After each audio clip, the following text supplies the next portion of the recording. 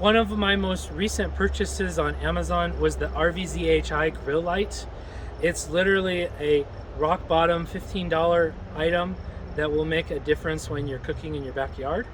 It is a great device, easy to set up, takes way less than 5 minutes, and in just like 2 or 3 easy steps, you're ready to go. So I'm going to take you through setup, installation, and I'm going to show you how bright it is and give my final thoughts on this product. So let's begin by the setup. So the setup is really easy. You just unscrew the back plate where the batteries go using the screwdriver that's included in the box.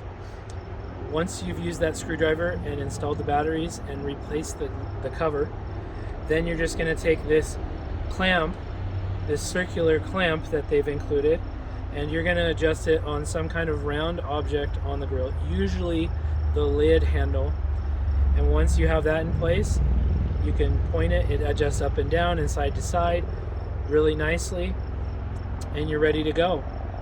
So next, I am gonna go and take you through how bright it is when it's pitch black at night.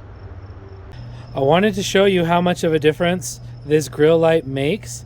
Right now it's pitch black outside and the grill light's on top of the lid. And let me show you what happens when I turn it off. Nothing. You get nothing. So very effective, very easy to use. So here's my final thoughts on the RVZHI Grill Light.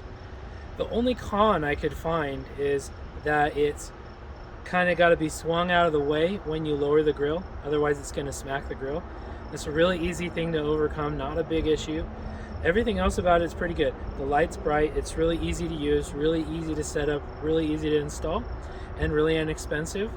If you want to try this baby out for yourself, you can either go straight to Amazon and look up RVZHI Grill Light, or you can use the link that I've included in the video description below and go straight to it and purchase that for yourself.